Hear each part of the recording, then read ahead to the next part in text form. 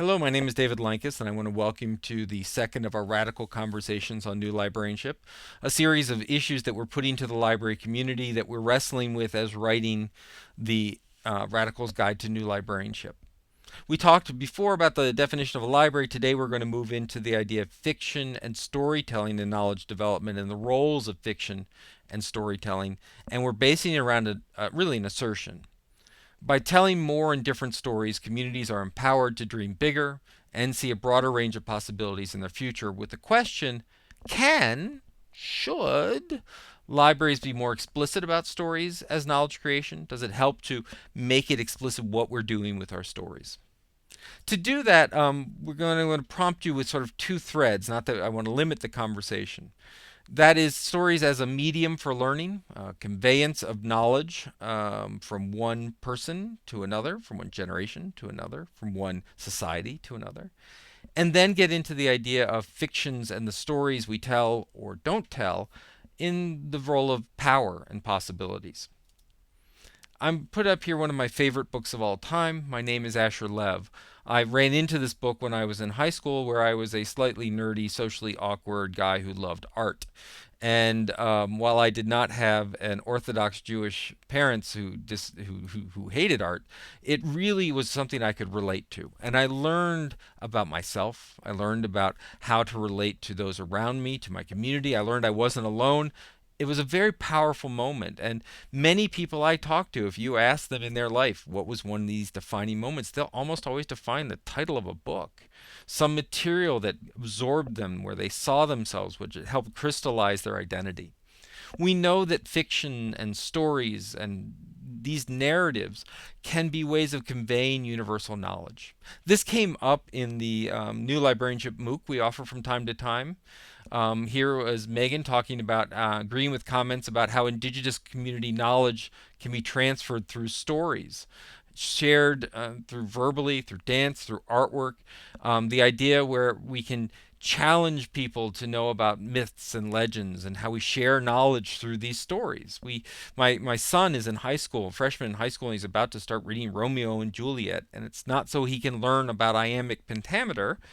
It's so he can really understand that these stories told centuries ago still pervade culture. It's how we begin to define ourselves. We can see it in movies, we can see it in games, we can see it in other books and how we interact. And so fiction becomes a way of telling these universal truths. It also becomes a way of reifying societal norms and creating archetypes and telling the story and making sense of the world around us. And so that's the idea of tell me what you think about in terms of the role of fiction. The other thread that I'd like to pick up in our conversation this week is around the idea of power, stories and power. And so, what is this? Well, already in the Atlas, when talking about literacy, there became this idea that, we're about empowering others, and to empower our communities, empower others, we have to gain power ourselves. And some people have misconstrued that as sort of a rather political sense of hoarding power and taking on making ourselves important, and I disagree. I think it's taking on skills and resources that we can then redistribute to the community.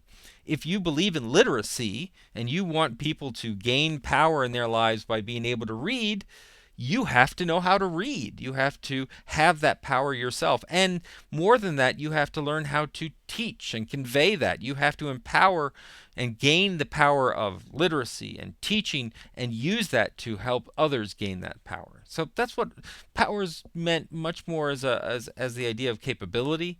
It can be influence. It certainly is in the notion of authority. But here's the discussion from page 74 and 75 of the Atlas. Librarians, I would argue, need to view literacy as a means of acquiring power. You want a radical text? Tom Sawyer, Harry Potter, which I know is not the name of the book, but work with me.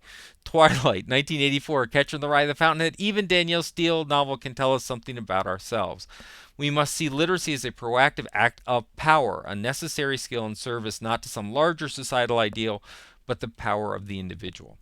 And this really is the notion that stories that we tell, the fiction that we make available through collections, etc., is about possibilities. This once again was discussed in the MOOC where we had Jerry talking about Adichie spoke, I could not help but think of the human library would have helped people have common goals and dreams. That they can be African or LGBT.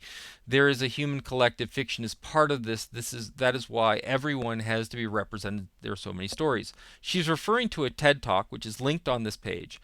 It is 20 minutes extraordinarily well spent.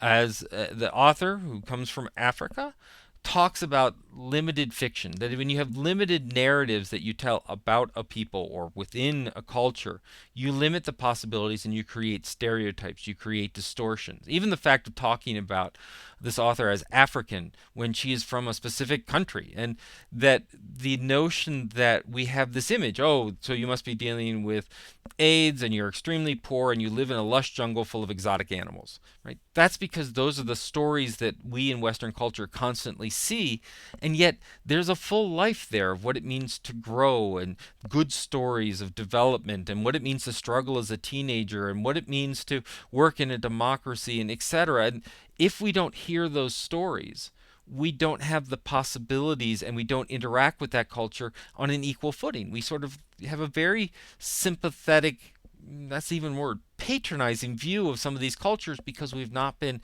exposed to the full richness of the stories and cultures that they tell. And we can look at this not only as a way of looking at cultural connection, but you can also look at it as cultural control. There are narratives that pervade cultures that talk about the role of government, that talk about the role of democracy, that talk about opportunity, that we talk about, do you talk about opportunity or do you talk about income inequality? Do you talk about the notion of democracy or do you talk about oligarchy? Is it, when you talk about politics, is it the best of us or is it a dirty word? These are all narratives. And once again, I highly, highly recommend you listen to the sort of Skype recording available on this page where Wendy Newman talks about storytelling as advocacy, and that we have a story to tell, and as libraries we tend to tell very self-serving stories. We need to tell the story of communities and how we improve them, and libraries as organizations and librarians as individuals can help craft the narrative of a community. How do we want to see it? In Ferguson, there's one narrative that goes through the media that where the idea is it's a place of crisis and struggle and race division.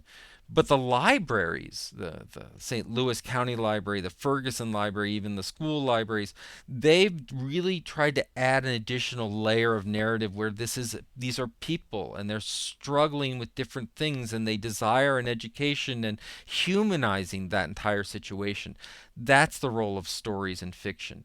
Talking about the need for data and storytelling, doing Jennifer Lardy, who's in that environment, talking about informal learning and the power that informal learning can do in terms of enabling communities through storytelling, and the active role of storytelling versus simply collections of stories. We need to have access to lots of stories, but we also need to facilitate people telling their own story and learning how to tell a story, and that is learning and empowering. So I can't wait for this conversation. It's already started for me a bit, and so I'm looking forward to your input. I know there's a lot of passion around stories from folks in all sectors, academic and public and all of these things, youth services and folks working with seniors and folks working with teens, and the idea of storytelling in gaming and storytelling in media and storytelling through maker spaces and etc. Please use the hashtag NewLibFiction. Go to the blog site and we'll point you to that conversation. We need your input. Thank you very much.